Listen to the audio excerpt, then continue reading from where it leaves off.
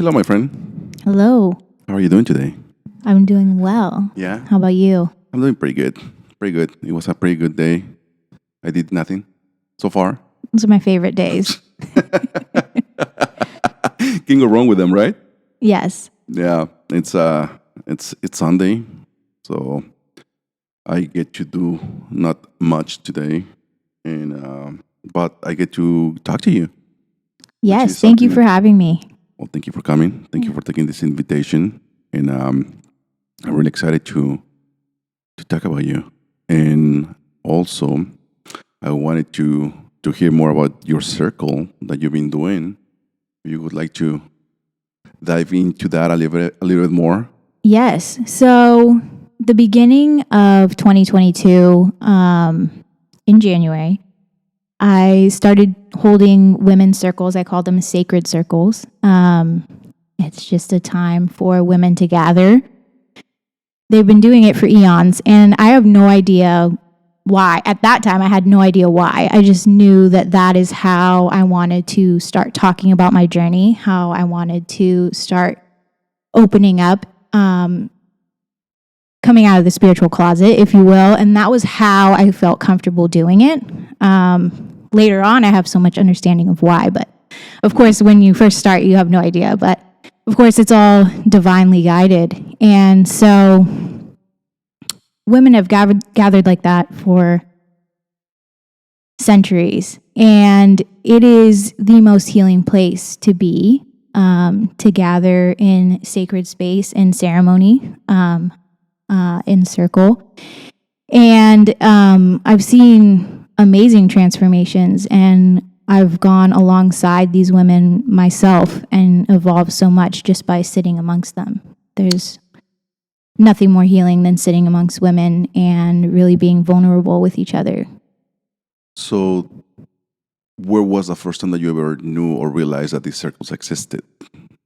I was at a retreat with one of my teachers, Maria Martinez, Spiritual Laundry. And we were like doing these meditations and stuff just about like what wanted to be birthed through us. Like, how did we want to express ourselves in the world? How did we want to spread our healing? And I just got these visions of this, and it was just like, you already know what you're doing, just do it. Right. And so I just remember like feeling in that time, like it was a 2-day retreat at the end of 2021. And I was just like, that's it. Like, I'm just going to do this. Like, I already know what I want to talk about. Like, I already know what I'm going to do, like kind of. Right. And I just did it. And I was like, okay, well, you have to take the step. And it was just like being led from within. And I'll talk about that a lot. It's like about the feminine, and being divinely guided by the feminine is like, it makes no logical sense. And it's not like thinking from the head. Like usually like you're thinking from the head, that's like the masculine. And like when you're just led from right here, and it's not even coming from here, and you're just going, and that's what it was for me. And I remember like every time that happens, and that was a big one, was starting Sacred Circle. I don't even know where the name came from, honestly. Right, Can't even right. tell you. That is super cool. It sounds that it was something that you already had inside of you that was just waiting to be let out, and it just needed any kind of sign, right? Or Yeah. any kind of guidance for you to be like, okay, this is it. This is what I'm supposed to be doing. It's like when you started painting, like for you personally, like, you've got that canvas in front of you, and you just go for it. Like you're just led from within. Yeah, true. Yeah. Exactly. Yeah. So, and then you finished that retreat after 2 days. And how long did it take you for you, like from that point on, for you to like, okay, so I'm going to start this, and how do I start it? Was that not a little bit like scary? It was. But you know what? I was like on such a mission. And I remember I went out to eat with my 2 girlfriends that I forced to come with me on this retreat. And I was like, all right, all I got to do is take the first step. Okay, so like where? Like everything else will figure itself out. So like where? And my girlfriend was like, you just got to call, you got to call Angel. I was like, who? And she was like, you got to call Angel. I've seen you. She does Reiki for me. And she was like, I've seen you working with Angel like 100 times. She works at this place.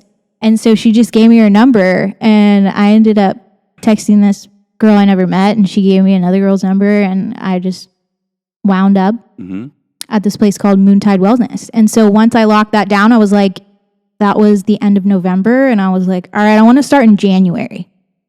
All right. She's like, okay. And I was like, all right, done. Right. And so I just knew. I was like, okay, I got time until January to figure out like what I want to do. Yeah. Yeah. Yeah, just went for it.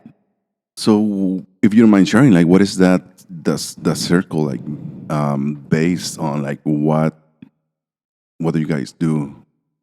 So in the beginning, I was like super hyped about it, about having a lot to like put out and like put into it. Like I was like, okay, we're going to do a Kundalini exercise together. We're going to do X, Y, and Z together. And now the power of the circle is really the sharing for the women that come. And it's kind of like people's worst nightmare to go and like share. We've talked about this. Yeah. But that's where the medicine is. And the medicine is just in the circle. You open sacred space together, and you just allow yourselves to be led. And it's just such a beautiful thing. So every month I'll have a different topic. I'll maybe lead us on a healing journey. We definitely journal. We write every single time. The rules are, don't think, just write. Right. To really reflect. Because like the main part of like coming to circle is to really, and in life, what is it really in life is to know thyself. Right. Right. Right. I mean, if you don't know yourself, you know nothing. It's like we're here to really learn what is true for us and what our truth is.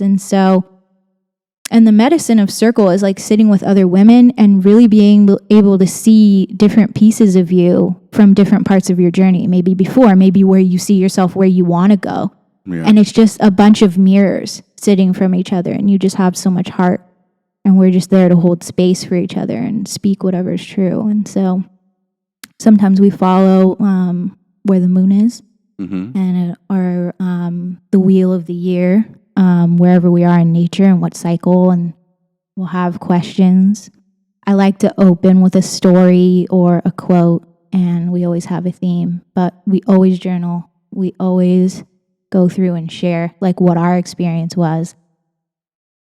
And I'll also lead a lot of healing meditations and it's just Do you find it a little bit difficult for women to open up? Does it take first of all, how long is this meeting that you have? 2 hours. It's only 2 hours. 2 hours. Oh wow. Yeah. Wow. Okay. Because I don't know, for some reason I thought it was like a day or something. Where you have like a lot of time to really connect with these people and with these women and open up. So do you find it a little bit difficult for women to open up, or how? Not really. I mean, at times, there's definitely people that come that are nervous, but that's all about like when you sign up and like something is about to be moved within you, you get nervous. Yeah. You want to cancel. You want to run. Yeah. But for me, just being through so much, I know that's the good stuff. Like that, like right. Nervous coming here, right? Right. Well, yeah, because that's growth coming, right? Yeah. Oh. Oh, yes, absolutely. Just hearing myself in these headphones, that's growth coming. I would never leave a voicemail like my whole life because I didn't want to hear myself. Really? Yeah, I swear. Now I'm like making these things move, but yeah, I swear to you. It is actually quite interesting because obviously a lot of people use a lot of podcasts where they don't use the headphones, and you see some that do. And once I started using them, I've found myself that it makes such an amazing difference, right? Because you really zone in to the conversation. Like nothing else matters. Who cares what's happening around you? You're like zoning to the conversation, and the fact of hearing yourself and hearing the other person is very therapeutic. Yeah. That's how I started to feel like now I don't think I could do a podcast without him. because of the fact of like how it it's just like laser focus to the conversation. That's a good analogy for the circle. Yeah. Is really like we open sacred space, and it's like this protective bubble that comes over you. You use sacred smoke. You go to each woman, look them in the eye, thank you for coming, and go all the way around. And we open that, and there's always a center to the circle. There's an altar, and that's why you're there, the center, right? Yeah. And all I do, my business is called Soul Led Healing. Okay. Don't know where that came from either. It just popped in your head. Yeah, no, I don't know. Because I believe that we're led by our soul, and I believe that our soul is a piece of God, the God within. And so what my wish is, or what my intention is with these circles, is to lead women back home to center, to realize the truth of who they are, which is a divine being, a piece of God within. We just have a human casing. Right? But we have to learn how to love that piece of us too. And no matter the mistakes that our human make, at the end of the day, we are a soul. We are divine. Yes. And when you connect to your soul on a consistent basis, when you commune daily with God, with Source, with yourself within, then you're led from that place. Like I was telling you, like when I started Circle, it was like I was being led from here. I wasn't thinking about it, right? And that was what was right for me. Right. And so that's what I want for every other woman, every other person, is to remember that truth within and to be soul-led, led from the divine piece of you in your life. And soul-led healing is because I was on a healing journey, and I believe that we all are.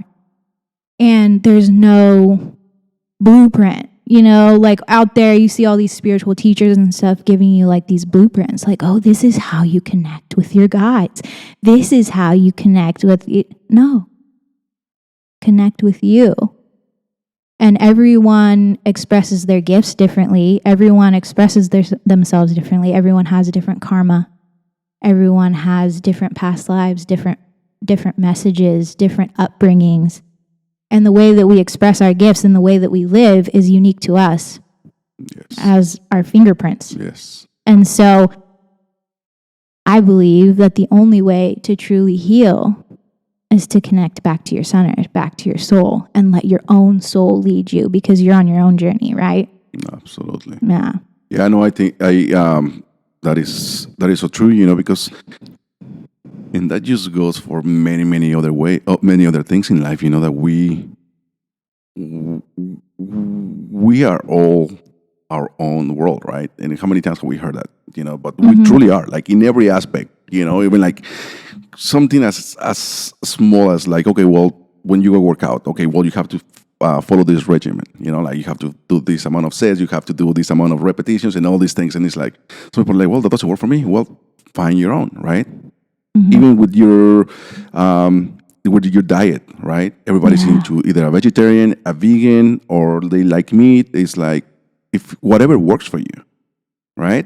Like it cannot be forced or imposed on you, because we are so different. What works for you might not work for me, and vice versa, right? But the fact that we are, like you say, like we are divine souls. And because I do agree on that with you 100%. We all have that divinity that we grew up, and you see when you see it, like in this case with your kids, right? You see how amazing they are. I mean, I see with my nieces. I don't have any kids, but I do have my nieces, and I see how incredible it is to see this. And I mentioned that a long time ago, right? Where it's like you see these little kids just growing up, becoming themselves, finding their personalities. But it's so divine to see a human being. In the case of a woman, I mean, you give birth to them, right? I mean, how special is that? Say that to all the men out there. Right?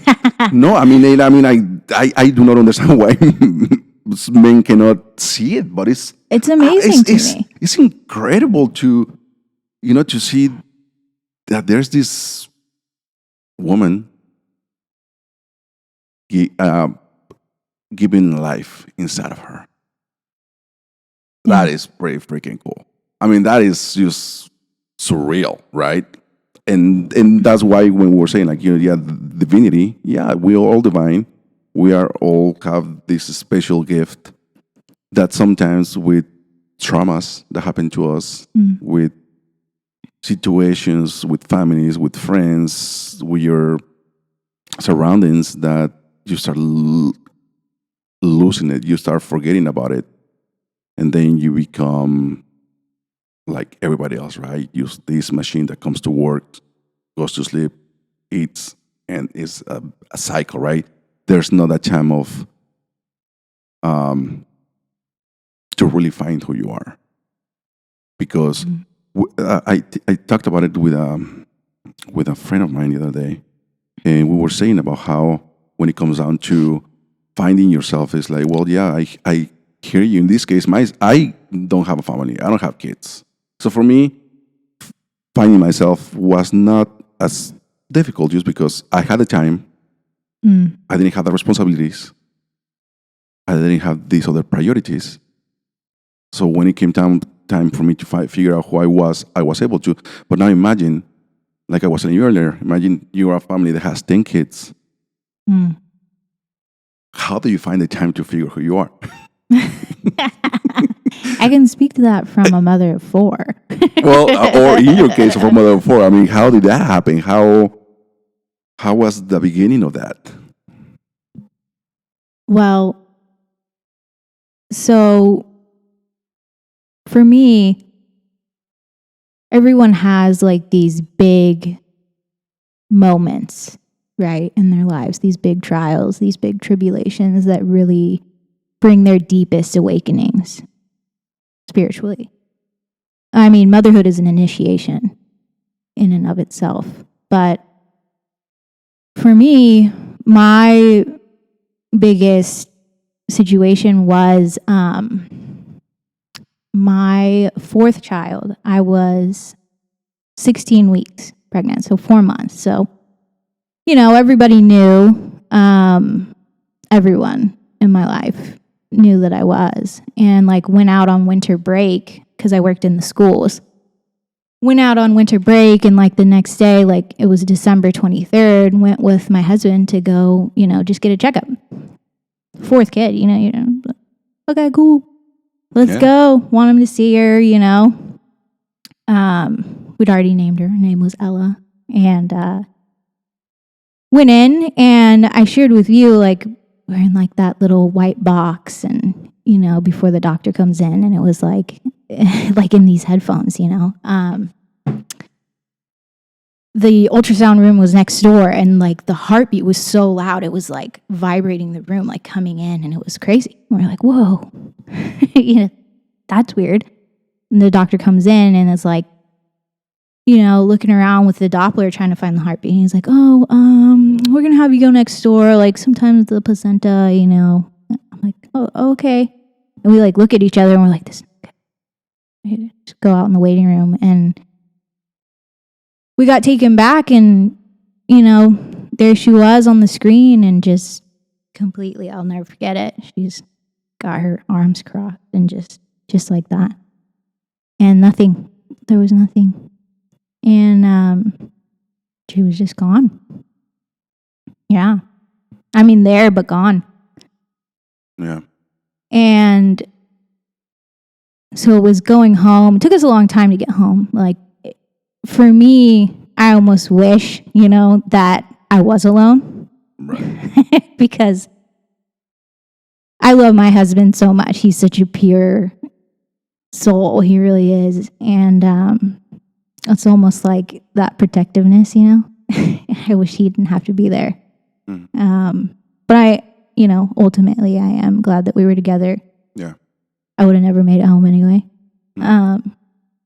So we made it home, and I remember about to like, just go in the shower, just wash that off of me. And it was going through my head, and I was like, there's things in life where, you know what, God, I don't need to know why. I'm not even going to ask you why. I don't need to know why, nothing. I understand that when I see you again, I'll know why. I don't need an answer. But please help me heal mind, body, and soul so that my daughters never know this pain. Because it was the worst thing I've ever been through. And it's not like, a lot of people will compare, well, at least you already have kids. Yeah. You get a lot of those. At least you already have so much to be thankful for, whatever. But it's like, actually, I know what I lost. Exactly. Actually, I know exactly what I'm missing right now. Ooh. And so I just went on a mission from that day because I was like, my mom had lost a child in between my brother and I. And she never got over that. And so for me, I'm like, okay, well, this exists in our line and this is going to end with me. And so I was like pleading with God, do not let this happen to them. Yeah. Do not, because I had 2 daughters already. And I don't believe it will. I don't believe it will, because that's my life's mission. Yeah. Is to just, may they never know that pain. I mean, you just say something right now that it changed, as you were saying, it changed my perspective of things. Not that I thought that way, like you said about when people tell you, well, at least you already have 2 kids, right? Which is, it's maybe them trying to comfort you, right? Yeah. Maybe them trying to console you. But you say it's because of that reason that I know what I lost. Like, he gave me, I got chills going down my spine when you said that. It's just like, oh, crap. Yeah. Wow. Like, I never thought about it like that. It's like, oh, well, yeah, you lost, a kid, and I heard that story many times. But when you put it that way, it's very powerful. Yeah. I did. Very powerful. And let me tell you, I have to say that I haven't told anyone this yet, Leo. The first day of school, just a couple weeks ago, with my 2 daughters, Kiana and Layla. And my husband and I walk them up, and at their school, they kind of separate from you and they walk in on their own. It's like a gated school. And we run into a girlfriend of Layla's that she went to in preschool. And she's like, oh, Ella. And then let me tell you, I watch Kiana, Layla, and Ella holding hands walk into school together. What? I was just like, it's not lost on me that those 3 girls just walked in together, like 3 sisters, holding hands. Wow. That shit happens to me all the time. Wow. She's always there, Yeah. I mean, like you said it, she's always going to be there. Yeah. And that's just powerful. That is just so powerful. So your process of healing starts there. So a big piece of it was, and I said mind, body, soul, and I knew that. I had an understanding that was what it was going to have to be. That was December 23rd. So the 26th, I didn't know any better then. I wish I had. But everything happens for a reason. I let them, schedule me, take me in for that procedure. Yeah. And that was tough. And no one really talks about how painful. And so, I was far along. And there was still, someone in there. You know what I mean? So I was still carrying. I was still having all those hormones. I was still having everything. I was still throwing up. I was still everything. So there was no way for me not to know that she had passed. Wow. My body did not. My body refused to let her go. Wow. Yeah. And like I mentioned, I went out winter break and then found out at the very beginning. That was the day, like the 23rd before Christmas. Mm-hmm. So they scheduled me for the 26th. So then I was just sitting through Christmas, like, let me tell you. Yep. And it was insane. Sitting through Christmas. It was a very hard time for me. You know, people talk about like losing family members and stuff, but like this is like a different sort of trip, you know? So I do trip about every year. It's been a few years now, and I always think I'm going to be chilling, and I'm never am. Like, come that time when we lost her, or when we found out that she was gone, and then her due date, which was June 9th, I just can't keep it together. You know what? I'm just going to accept that for what it is. Yeah. I had like an event set like for sacred sounding, for like how to balance your chakras, like using your own voice, like on the anniversary of her due date this year. And I had to cancel the day of. I couldn't do it. Really? Yeah, couldn't do it.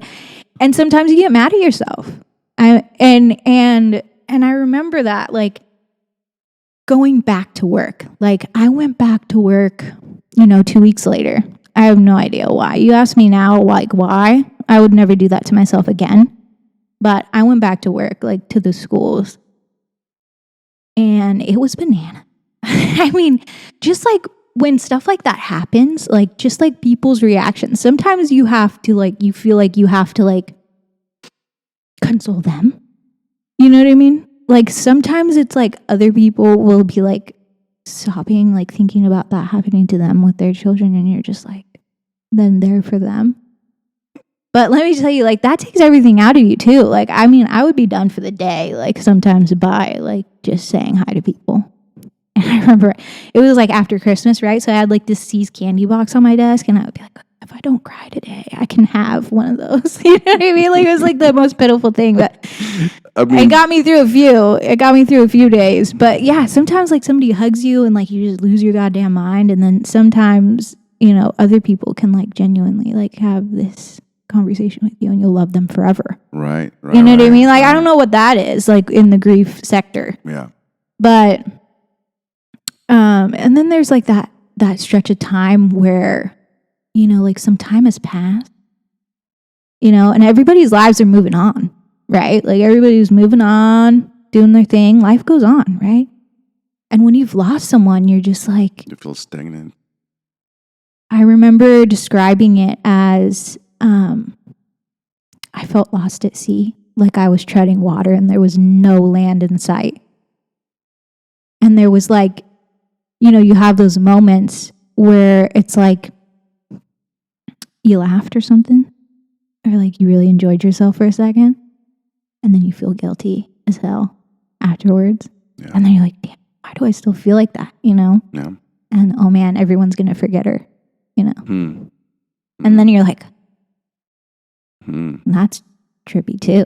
Yep. No newer, right? Exactly. But her sisters, they have never,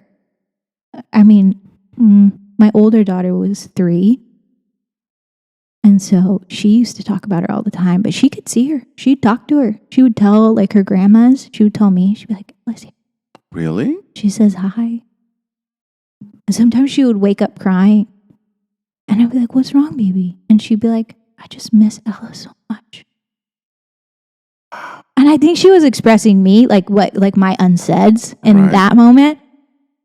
But sometimes she would be playing and she would just be like, oh, Grandma Ella's here. She says hi. You know what I mean? Yeah. Yeah.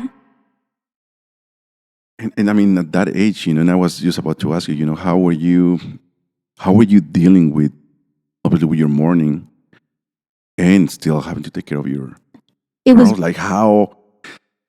My son was 13 and he couldn't handle seeing me hurt. He couldn't. Yeah. That was hard for him. My 3-year-old, she was just like, I saw the angels last night. You know what I mean? She was like, she's still here. And she would tell everyone. And people would, like, just random conversations, like, for years. Like, somebody would ask me, like, oh, how many kids do you have? I'd say, like, 3. She'd be like, no, you don't. You have 4.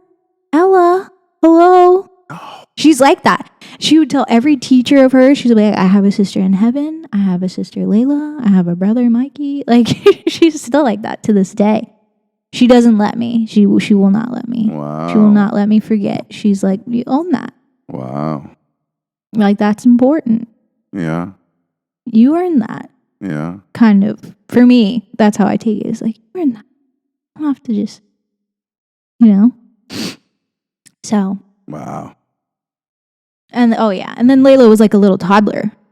So, yeah, mourning and grief, man, it's intense because you don't want to move. I didn't want to move. You know, I didn't want to get out of my bed. Sometimes I still don't. You know what I mean? And it was like, they deserve me. They didn't do anything and they deserve me, and I'm going to do everything in my power.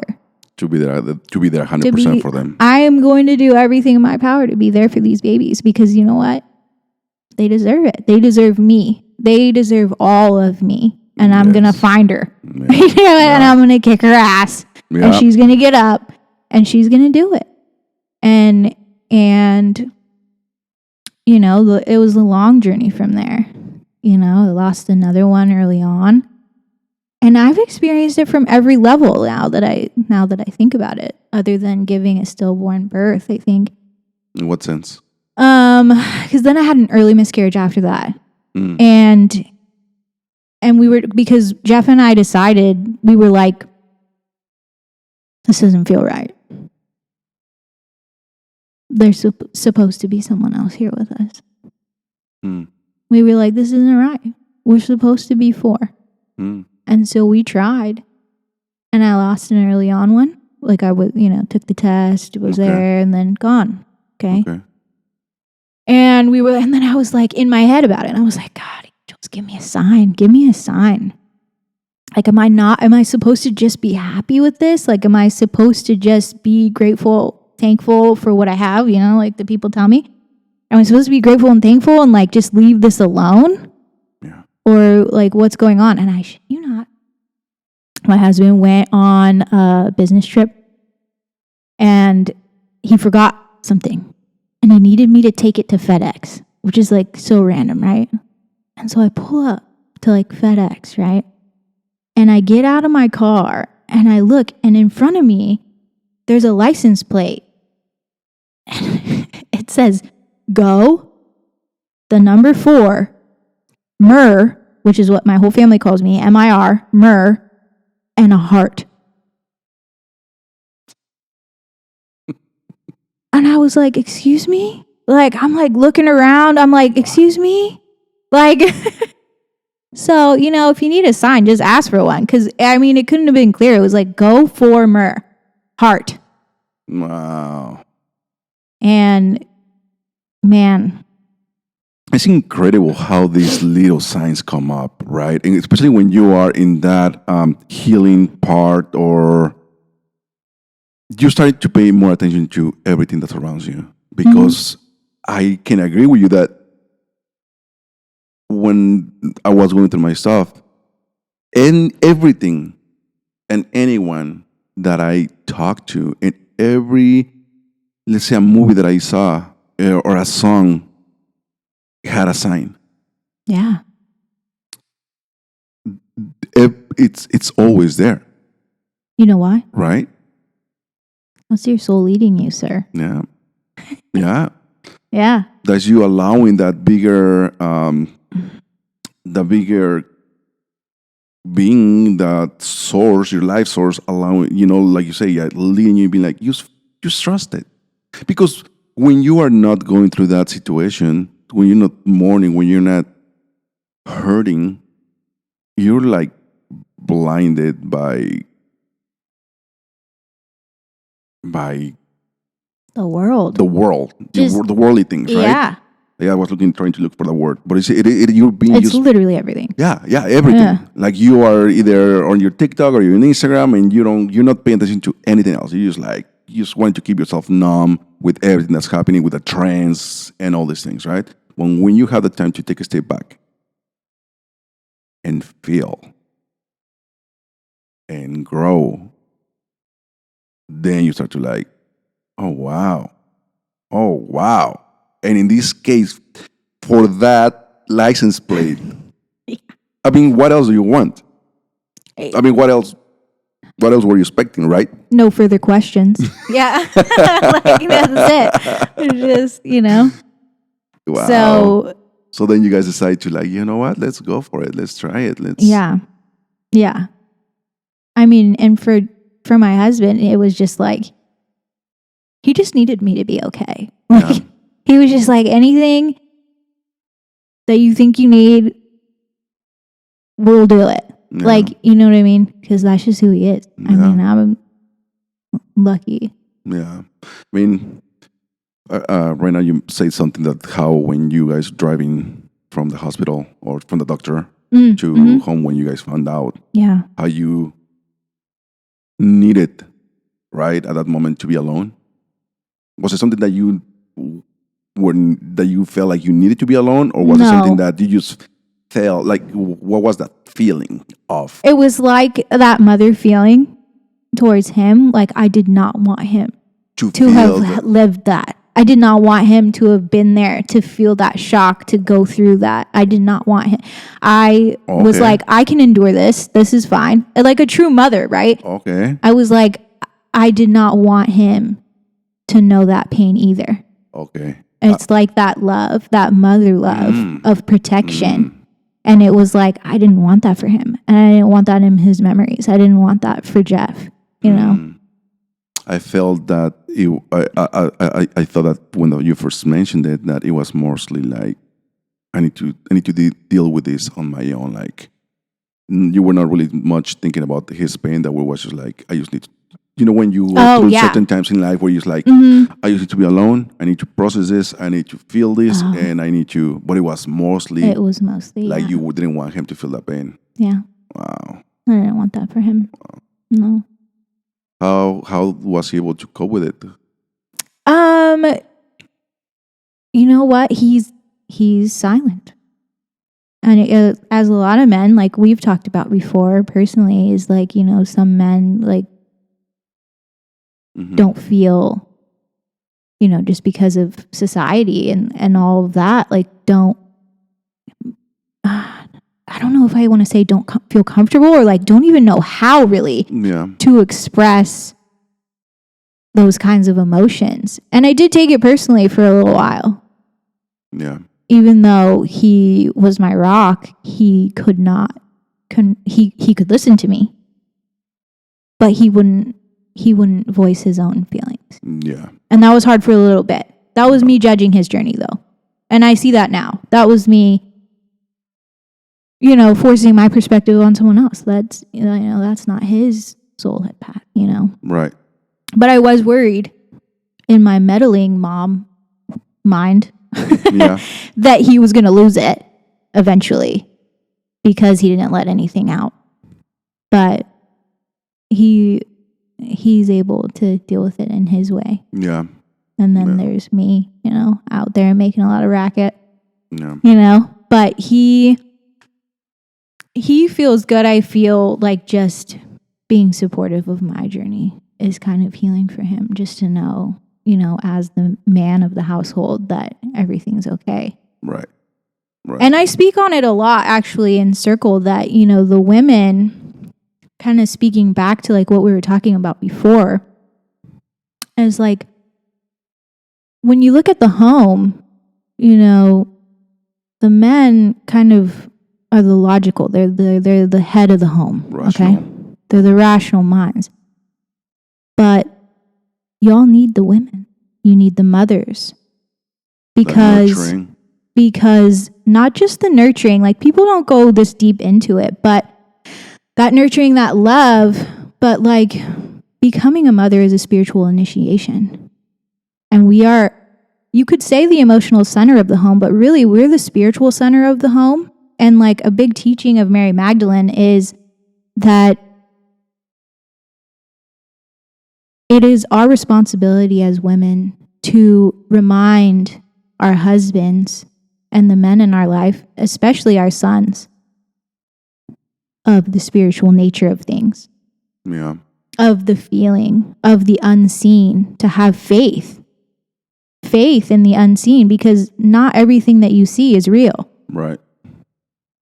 Right? And sometimes the greatest strength comes from the unseen. The greatest leaps. You couldn't make these leaps and these kinds of things by operating from solely the masculine. And so when we incarnate from heaven, we decide that we're going to forget the truth of who we are, that I talk about, that there's a divine essence of God within each one of us that connects us all, that we forget about, our humans forget about because of our Instagram, our TikTok, and like all that other stuff and all the noise. All the mundane. Yes. And so it is a responsibility of the women, of the mothers that have been initiated spiritually by bringing a being from heaven to the earth plane. I mean, talk about it. Wow. It is our responsibility to remind the men, especially our sons, of faith, of what is within them, and to have faith in the unseen. Right? Yeah. Otherwise, things are just going to continue as they are and get worse, and war and all that. Yep. But that's why the women are here. Yeah. No, I totally agree. I a little bit that we touch base with Cassie in the first podcast. We kind of like touch a little bit about that, but it is something magical that happens when there's that balance, right? Of what is it called? That divine feminine and sacred masculine. Divine masculine, divine feminine. And it's within all of us that we are responsible to balance. Yeah. So it's not to say that we don't need the men. Right. But they need us to remind, and we need them to remind us, maybe not to get too flighty. Right? You know what I'm saying? Like maybe like ease up on that. No, it's otherwise I would go off on everything. Yeah. I mean, even like I remember as a child, as a kid, is like having that amazing balance that my parents were able to have between themselves, right? My dad was the provider, the guy that worked, the guy that protected us, all these things. And you have the mom that was stay home, fed us, nurtured us, and gave us all the love. And it came down to that where, I mean, my dad is 87 now. So when I was growing up, I'm 42, so he was like in his 40s, right? And he loved us the way he knew how to love. I mean, he's a generation that was born in 1936. Very different to nowadays, right? Very, very different to our generation, even to our, maybe to your dad. How old is your dad or your mom? How old are they? How old are they? Oh, I have young parents. They just turned 60. Okay. So even to them, maybe a generation later, but it's just like my dad loved us the way the best way he knew how. He obviously hugged us. But my mom still is up until today. She's the mother that comes, sees you, and hugs you. And every time she gets a chance to, she comes over and she gives you a hug, So that is something that I find it so important, right? For us humans to have that physical touch of your mother, of your father, that show you that there's always somebody there for you, either emotionally, just by being there. And I do my best at doing that even with my friends, right? That I'm always showing support just by being there. I'm a hugger. I hug, well, nowadays you might be that it's like I'm a creep because I'm a touchy-feely kind of a guy, but that's just how I, Yes. with the whole counseling thing. But that's just how I was taught. I show my love through physical touch. I give you a hug, hold your hands, or things like that. Yeah. Right? So use what I was going to is just like having that balance of, like, say, the mother that gives the love, and you have the father that is a protector, right? Going back to that very good balance that people should be aware of. Yes. Right? Yeah. Because not all of us know about it. Not everybody experienced it. No. But to understand that is very crucial to have a balanced life with friends, with your partner, with your kids, Yes. That balance, it's extremely important and very necessary. Yeah. You have to You know? treat everyone as a whole person. Yeah. But I think what's missing, you hear it from the holistic, community of, treating someone as a whole person, with, Western medicine and herbal and, all the things in between. But what people are missing and what I talk about with my teenager is, I have to remind him constantly that he is a whole person, but not just like that you need rest and you can't, do every baseball event that comes up in your life. And, you need rest days, you need time with your friends, you need other hobbies, you need other interests. But we forget the spiritual side. Yeah. Because what do we say? It's like the egg, right? Like there's a human shell, right? The human part of us would be the shell, right? And then like the organs would be inside, the white part, and then the inside is the yolk, which is the soul. Right. That divine part of you. And then the essence of that also surrounds the outside of the shell, right? Right. And people forget that when we're talking about people, we have to return to the spiritual side as well. And that's when people get lost. And that's where, the road of like the extreme distractions and stuff and addictions and all of that is just like because there's no faith and there's no belief in the goodness inside. Not only the goodness and the divinity within, that you are actually already whole. You are already inherently good. Yeah. But also that there is something bigger than you watching out for you. And Yeah. that's where people get lost. There's something bigger, God, source, creator, whatever you want to call it. Right. There is something greater than you that is looking out for you. And that, kind of takes me to, where I was after losing Ella. I was in my darkest, they call it the darkest night of the soul, whatever. I say it was soul shattering for me. My soul felt completely separated and just broken. Not even my heart, like down to my soul. I didn't know how to deal with that. And I just had to figure it out. And you know what? That's where the greatest awakenings come from. And that's where you really turn to your spiritual nature. Do you remember the one time where you were maybe laying in your bed and obviously feeling all this emotional pain and all this, like you say, your soul being completely shattered and things like that? Do you remember the time where you realize, okay, what do I need to do next? What do you have to rely on? You mentioned, right? You are religious. You have a No. religious background. No. I was raised in the church, Okay. but I don't identify. I mean, I don't identify with Okay. a religion. Okay. Okay. Okay. God, source, creator. Right. Right. Yeah. Absolutely. So, what do you remember? Like feeling like, okay, so what do I need to do next? Yeah. I mean, right off the bat, I knew I was going down. Right.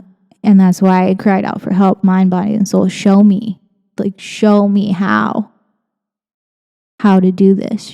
Lead the way. Show me how to do this. And that, again, is why I knew to commune in that energy, tune in to myself, to my source, right?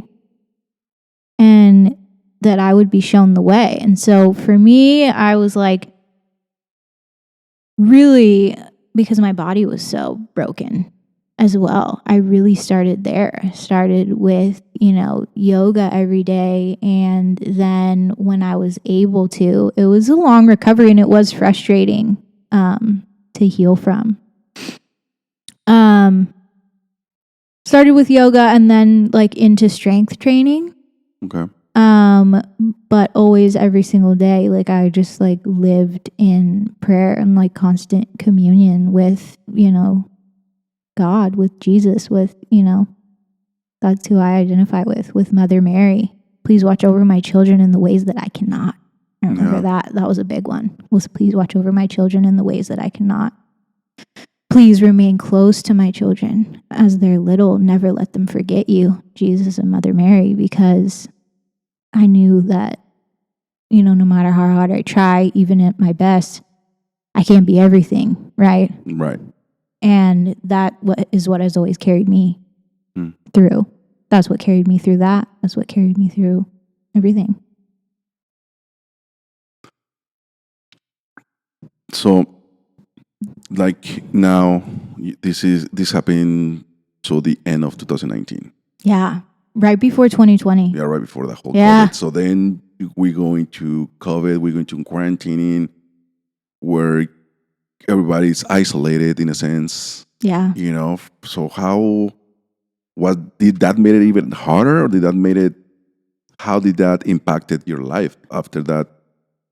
I do talk about this. I think it was a gift for me, truly and honestly, to my healing, to my grief, because another thing for those lost moms out there, or even those people that have lost people in a tragic and sudden way,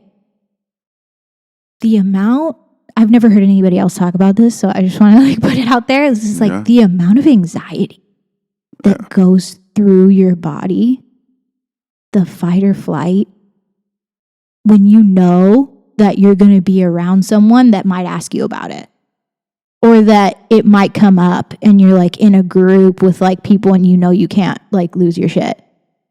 You can't fall apart and you just have to act like it's fine.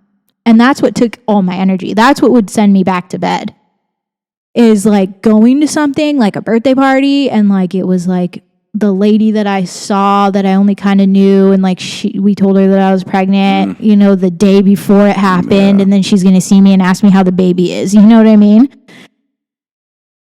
That anxiety is so real. It is palpable. It buzzes through your whole body, and just your nervous system alone is just so shot that sometimes you can only get through one interaction for the day, and then you have to go to bed and try again the next day. Wow. You know what I mean? It is palpable. And I've never heard anyone else talk about that. It is bananas. And it happens years afterwards, at random times, my son's graduation, from middle school. And I was like, holy shit, you would think you were over it. And then you get mad at yourself and you're just dude, it's not your fault. Right. It's a bodily reaction though. And so it's just stored in there, right? Yes. It's just stored in there. And then you see someone and it triggers you. Yep. And it's insane. Yeah. Oh, wow. I can imagine. To your core. And yeah. And I didn't even mention that for me, I went back and I did speech therapy at the time. So, and at the school that I was at, I was treating a lot of kids that were high functioning autism. And so I was stuck in some really uncomfortable positions because they had seen me pregnant before, where I had Layla. That's when we met. I was still at the same school. And then they saw me pregnant again. And I had some of them, they don't know. There's no filter. And so I had this one girl who once, and we were in a group of 6, and she was just well, where's your baby? And I'm oh, she didn't make it. She passed away. And she goes, why? And I was well, I'm not really sure. Right. That was, and then you can't talk about God. You can't talk about anything. I'm I'm not really sure, just say it happened that way. And then you have another one in the room that just goes, well, this is getting awkward, and then you get her and she just goes, but why would God do that to you? And I'm is this wow. Is this happening? You know what I mean? And you just have to they're kids, know, and you just gotta keep that stuff together. And be all right, we're gonna end early today, And so I went through a lot of those, and then but it's so real, right? It's so real when a kid it's looking at you straight in the eyes. Yeah, and they're really looking for my answer, and I'm just you know what I mean? If he was an adult, you would probably there would be a way where you can answer to them or something, but it's a kid. Mm-hmm. It's at its purest form. Yes. Looking at you really concerned about Yeah. why. Yeah. Yeah. Like I can only imagine how you felt inside, like going like, Yeah. what do I? Yeah. So when everything shut down, it was a pure, beautiful Yeah. gift for me.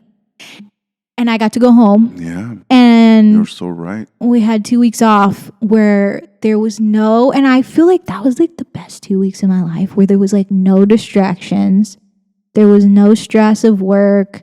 There was no stress of running into anybody and like that threat, like to like my nervous system that I was feeling at that time, that I know now. Like I didn't really understand as well as I do now. Yes.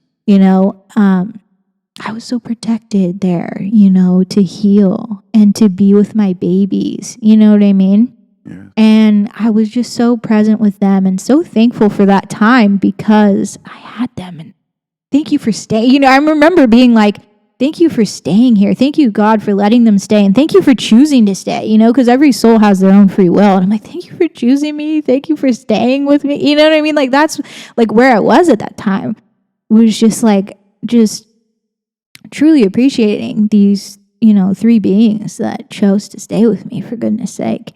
And it was really great. And so I got to go through that early loss.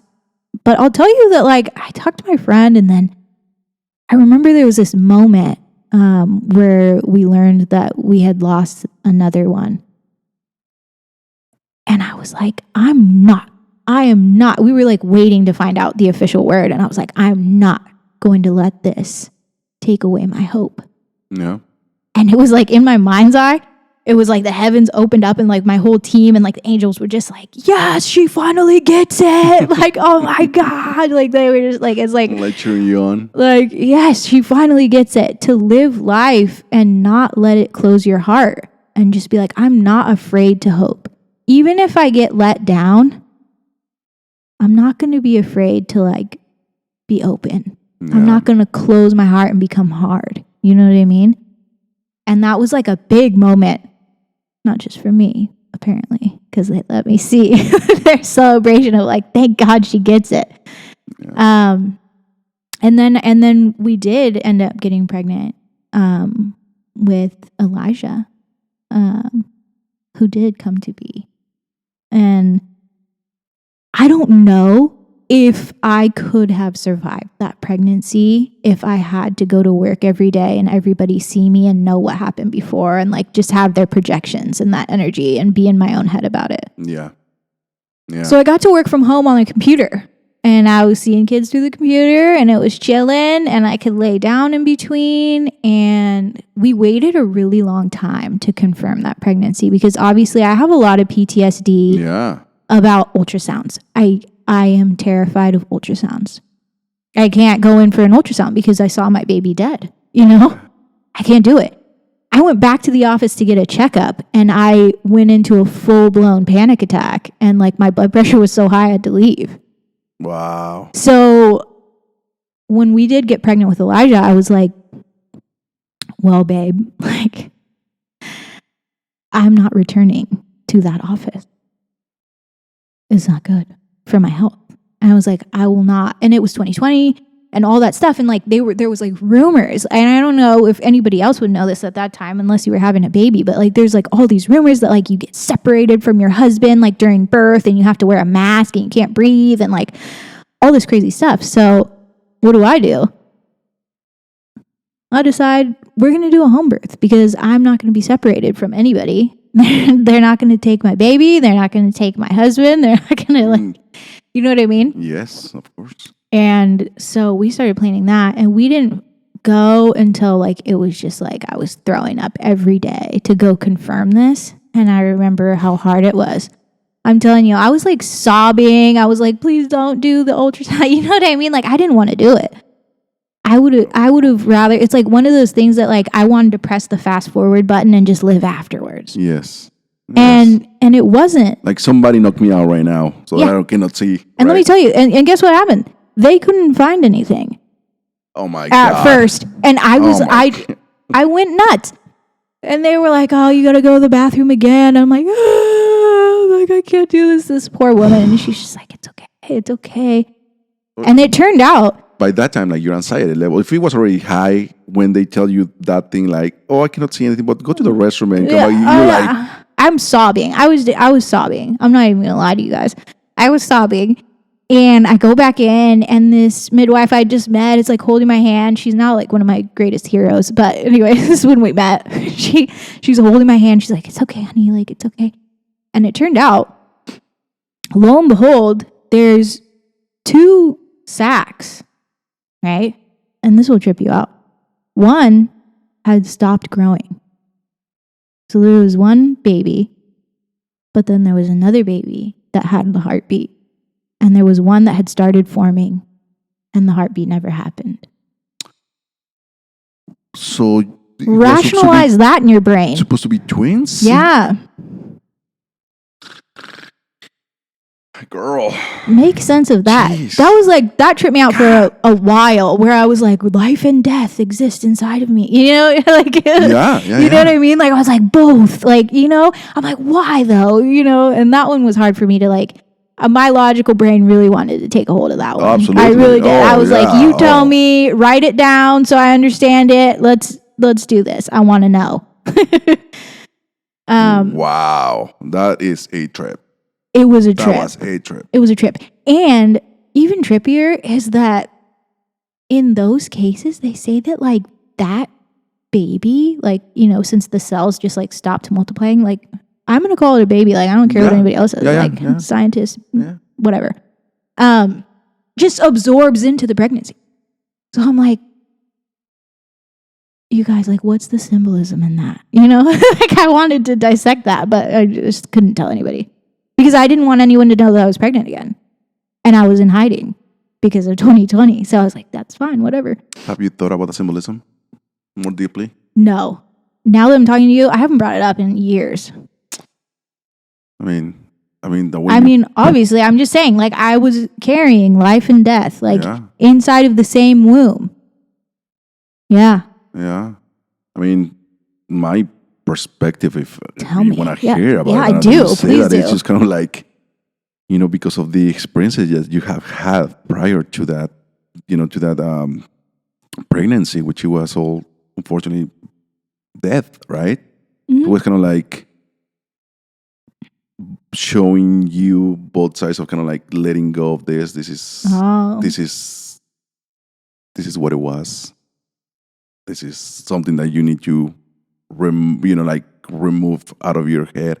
And now here is life. Here is the birth of your beautiful kid coming up, you know, but kind of like showing you at the same time, right? Yeah. That yin yang of like, okay, so this is what was, what no longer is, and it will never be. And here is this beautiful, precious, divine being coming to life. You know, that's my I love that. perspective of it, you know, like, but That's- Yeah. it's amazing, Yeah. right? I love that. Thank you so much. That was a gift. I mean, that's what came to my head immediately, you know, just kind of like having that, okay, well, that's what it was. Mm-hmm. This is the fruit. This is your offspring, you know, and, Uh, but it's, that is a trippy one. Yeah. Yeah. So we wanted to keep an E for Ella and ended up being a beautiful baby boy. And so what's his name? Elijah. Elijah. Yeah. Okay. Mm-hmm. Yeah. How is he? Oh, he's a gift, man. Yeah. That guy's like a little ball of sunshine. So he's 2.5, Yeah. 3, 2.5. 2.5. Yeah. So he came February 2021. Yeah. And so he came in as the little healer that he is Yeah. and really, you know, lifted us up.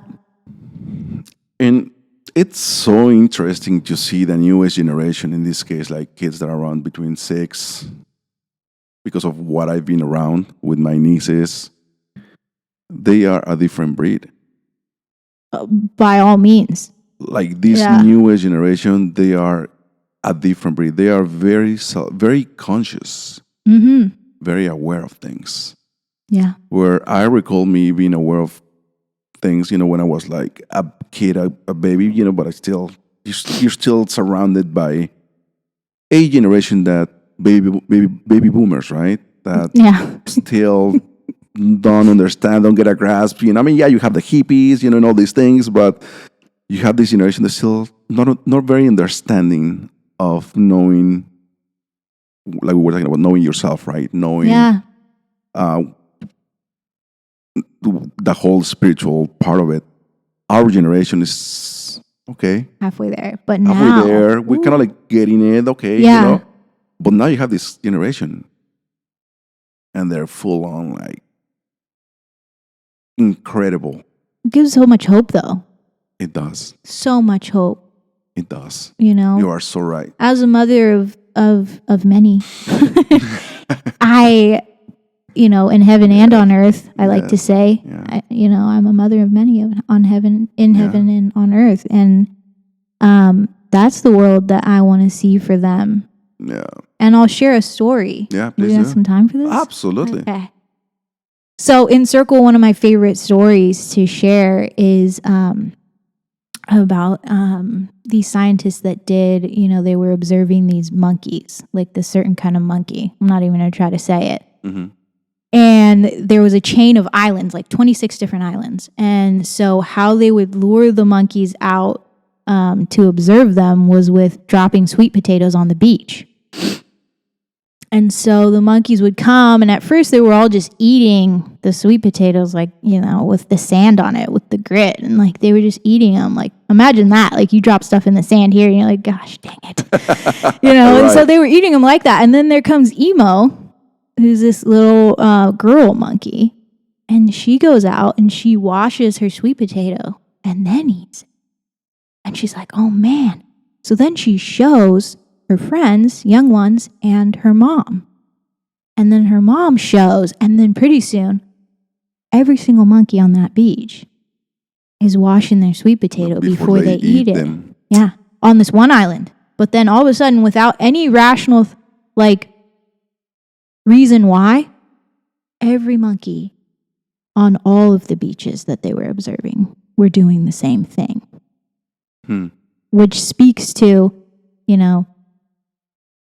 the intelligence of the younger generation, right? Right.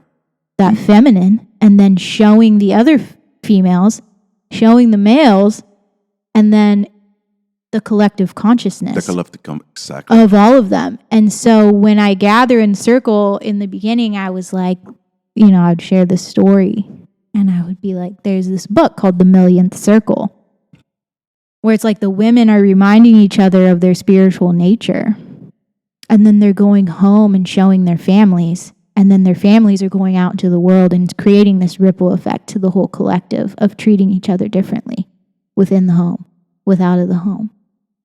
And so what we need is more women's circles, right? Where we're feeding each other spiritually and, really getting to know ourselves and then teaching our families and then teaching the world, right? Right. But what I noticed over, doing this, through all of 2023, and it's just a monthly circle, is, I was not as satisfied anymore, because you're always moving, evolving and whatnot. And I was like, I talk about all this stuff and everybody's like, yeah, oh man, like I've never felt so seen, so heard, I'm going to come back and like whatever. And like, I give guidance, because I connect with your guides with my own, and I connect when I'm connecting with people. I connect with the divine, and I give the guidance, and people will then follow it for like a day or two or a week and be like, oh yeah, I felt really great, and then they're done. Yes. And so for the first time over the summer, I did a long term. We did 8 weeks together. Really? And I did 8 weeks together, just had a small little group, and life changing for both of them. Really? And I loved it, and it was amazing. And so, my next baby is a 4-month journey together that's come through. But do you have paintings where like it comes through and like you kind of know what you're going to do before you do it, before it comes through? Most times, yes. That's like birthing something. Like like you've birthed paintings before, so you kind of know. And so I've seen what I've been asked to do. And so in January 2024. So 2 years, Circle's 2-year anniversary. We're going to kick off. That is great. Me and a girlfriend of mine, a 4-month journey of embodiment. And just to truly change. You know what I mean? Like, you can come to a women's circle, and like for me, I can go and serve my community. I can go and be still a community servant. And you know, my professional life and my personal life, I've always served the community from the time I started working. Yeah. And so I will still do that. I'll still do my monthly, but there's a different, deeper way that I can use the same principles to change, like truly to your core change. And really just connecting you back to source, to yourself, to know yourself and to change. And I cannot wait for that next level. The next chapter. The next level, yeah. Leveling up, girl. Yeah.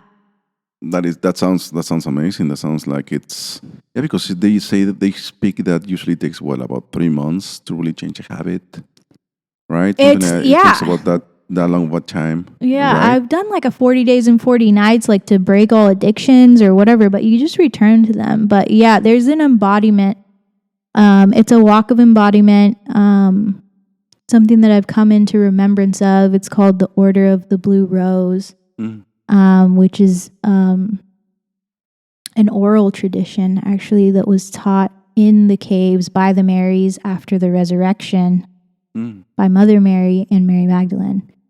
And those principles are based off of, they were women's circles with some men. And so we're opening it to men as well. Right. The ones that want to awaken balance. Right. The masculine and feminine within. And it's based off of the planet Venus. When it goes in its orbit, it makes a 5-petaled flower or star. Mm-hmm. And the 5 petals are, the walk of embodiment that we're supposed to walk here is, love, compassion, truth, wisdom, and the faith that holds it all together. So going through those teachings, and then at the same time, a daily practice of, it's from Dr. and Master Shah, and he has these practices and wrote these books about aligning with the 10 qualities of the Tao, which is just the oneness field. Yeah. So like all of creation, and doing the daily practice of that. But then also having a bi-weekly, every other week circle. Okay. And healing. Okay. Together. So you get that group aspect and then that daily practice that you can refer back to. That's really great. That's really great. So that starts your new, the next chapter starts in January, you said? January. Yeah, it's called The Way Home. Okay. Right here. Yeah. And I've been walking myself through, because that's what you have to do as a healer, is to walk through it yourself.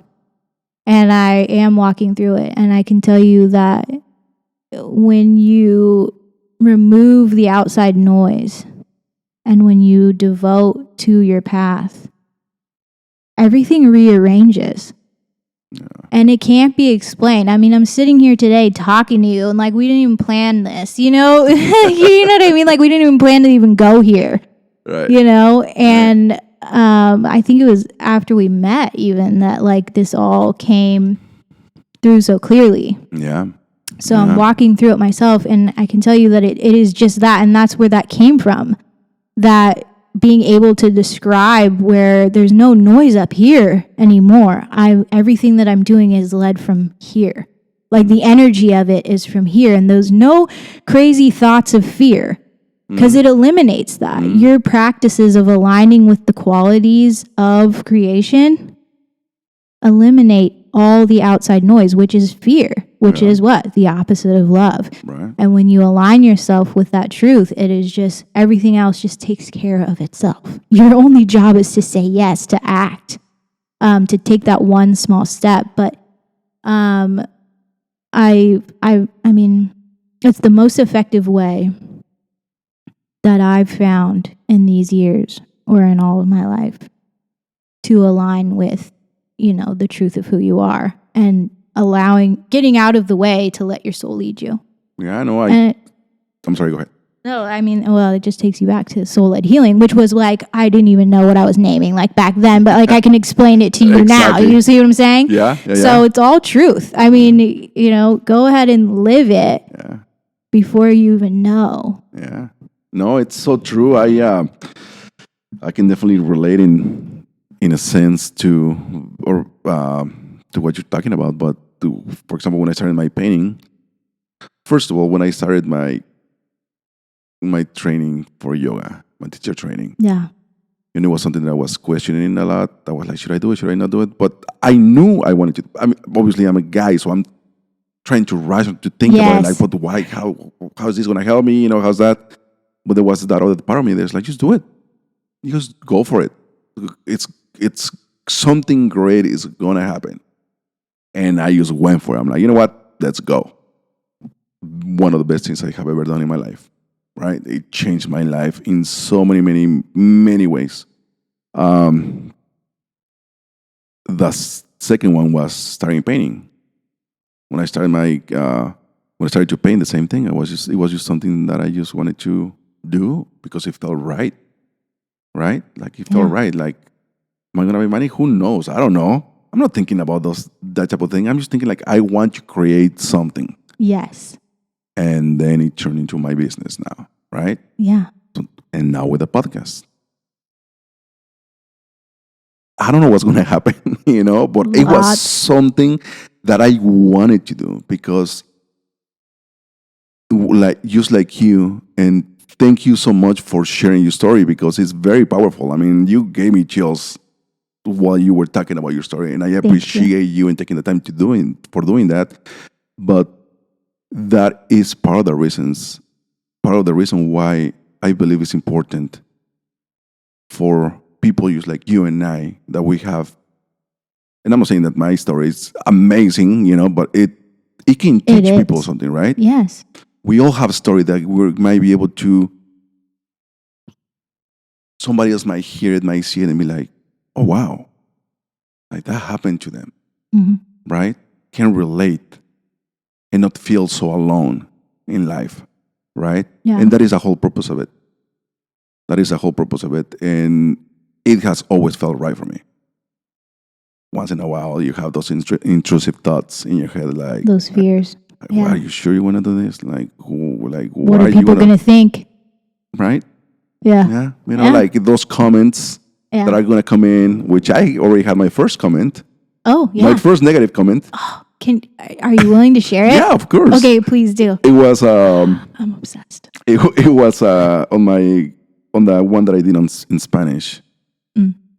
And obviously, I'm not going to say the name or anything like that, but this guy comes over and he just mentions something like, "Oh, you're talking too much.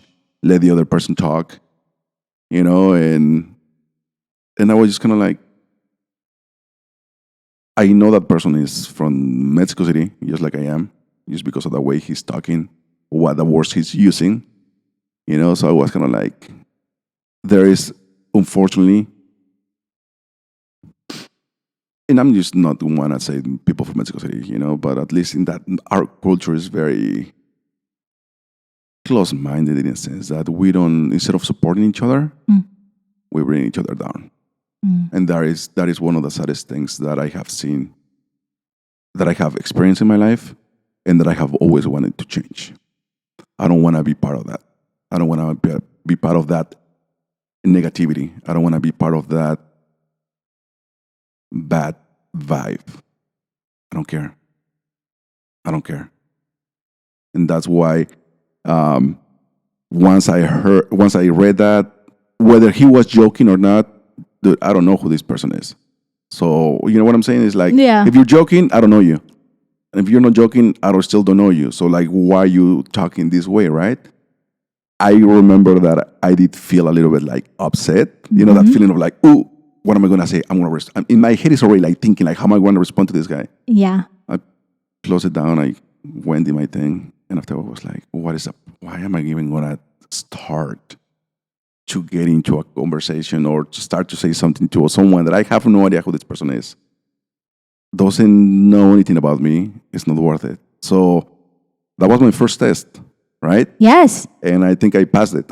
Yeah, I'm going to go ahead and affirm you. Not that you need me, but like just for you is that like the people that retaliate and react is just coming from an unhealed place. You know, like his reaction to you, like watching it is like coming from an unhealed place. Like he was probably told to shut up for a lot in his life. You know what I mean? And so he's like seeing that in you and he's triggered by it. Like this is what we talk about in Circle is just like the mirror effect. And so like he sees something in you that he wants to be. Right. Or that he has rejected within himself as a young child. And for you to like be able to like let it hurt you, that's your human. But the divine nature of Leo is the one that was like, I know who I am. Yeah. And like, you know, later. Yeah, absolutely. You know? But yeah, I mean, it is true. You know, that might be some of the experiences that person might have had. You know, and just like that person, I'm sure there's. I mean, I know there's many more.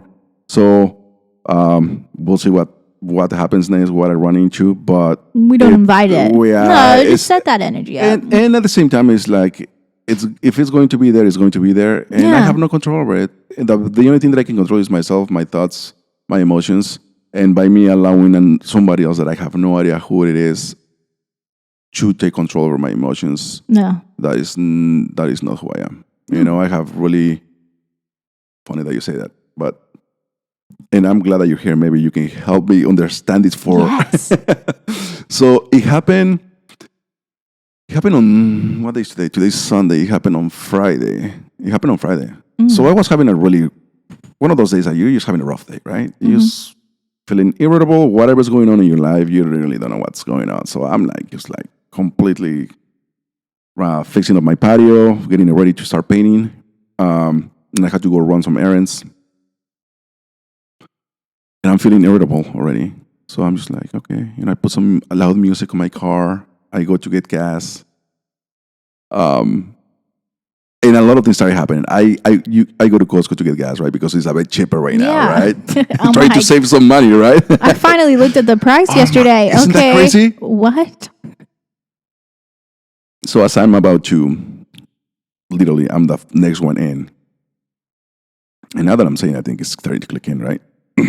So I'm about to get in line. I mean, to be the next one in the station. I realized that I don't have my wallet, so I had to call Deb. I'm like, "Hey, is my wallet in your car?" Yes, it's here. And I'm like maybe 7 miles away, but still, like my gas tank is like running low. Like I'm already like I know my car, so I'm like I know I don't have that much, and I'm just like.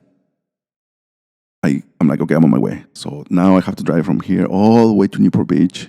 And I have to come back and there's traffic. So, you know, Murphy's Law. Mm-hmm. Finally, I get in line, get my gas. I pull in, like I said, I have my loud music, but I always have my windows up. So it's loud in there. And yeah, you can hear some, but it's not, I'm like not completely disrupting other people, you know's lives. So I pull in and there's this older man on the gas station. So I pull in, I back down, and I know how I drive. So I'm nowhere near him. I'm not nowhere near his car. So I pull in maybe because I pulled back. I backed up a little bit fast, you know. So I get out of the car, and I'm just going on my way to go get my gas. And the guy goes, "Hey, take it easy, man. You take it easy." And I'm just like looking around, and like, is this guy talking to me? Like I'm like literally confused because I'm like, what did I do? Right? Mm-hmm. And is this, you can see that guy was bitter. The guy was just bitter. Like just standing in his car, like with his chest all puffed up and just kind of like, you take it easy, man. And I'm like, he's gotta be close to 80. And I'm like literally just standing there. I'm going like I'm confused. I'm like, is this guy really like threatening me? Is this guy really like saying this? Like, one of the things that I have always been, I don't react. I'm not impulsive. I don't react on. I'm not temperamental like that. Okay. Unless something bad is happening. Mm-hmm. So that's happening. So in my head, of course, I'm thinking, Okay, what do I do? Like, am I gonna get close to the guy and be like, "Hey, what's up?" I'm like, that's not good. There's a lot of people looking. Look at the way I look, right? Yeah. I Self-awareness. I always look at that. Yeah. Always, always, because if something happens, that cops come over, we are back. All right, sorry, some technical difficulties. So anyway, so I was saying, so I've been always very self-aware, and I knew that if something was going to happen, I was going to be the one to be questioned first, right? So Yeah. I just stood there, look at the guy, and I just turned around and went on to my thing. But inside of me, my blood was boiling. Like I wanted to go over and bitch slap the guy, the guy. Like that's what I wanted to do. But I know that was not the right thing to do.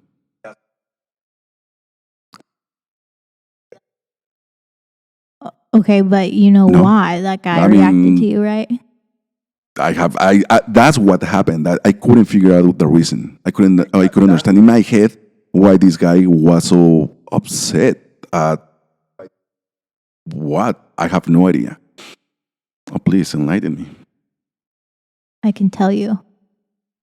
You're gonna be mad, but okay, so you know how you started out and you Right. were saying like it was just one of those days, right? And then like that whole frustration thing happened of like having to drive and like go get your wallet, like you didn't have your wallet, you needed it. So when we're thinking like, negative thoughts, right? Or like we're reacting even though we're not doing anything, like it's just in your head.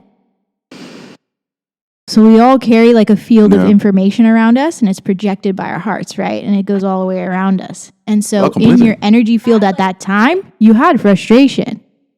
You had like a little bit of anger, you had like a little bit of all this stuff. And so what was happening in your field attracted that from outside of it, directed at you. You see what I'm saying? And yeah, so that's kind of how that like all spirals out of control is because like the information that you're carrying in your field is like like your thoughts and like the emotions that you're feeling right then are being projected out in your energy field, and then you're going to attract those situations to you, whether it's like predictive thinking or like you had like extreme frustration or whatever, and so then that guy reacted to you extremely frustrated. Crazy, but it was something that it bothered me up until yesterday still. I could still not let go of that guy's. I could just hear his words. So angry and so like. So angry. What does that make you think of?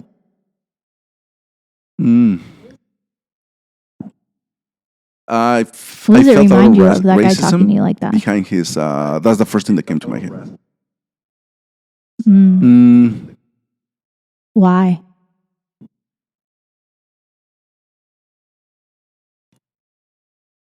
Yeah, absolutely. Does it have to do with his outward appearance? He So you were assuming that he was judging you, which means that you were in turn judging yourself. I do get that. It does. And once again, I don't allow anybody else's judgments to interfere with my everyday life, right? Like I am who I am, I look the way I look, and I am very comfortable with it. And that's what I couldn't understand. Like, why is this guy reaction is bothering me so much, right? I work at a bar, right, where I'm the bartender. So in a sense, I'm in the center of attention, right? Like I'm always being seen and being judged, whatever. Yeah. I can care less. Now I'm out of that element, right? And I feel that I have, believe me, working at the restaurant, at the bar, I have been called and told many things. I don't care. I am as polite as I can, as firm as I can. And I don't have a problem with that. But in this particular situation, I felt very vulnerable.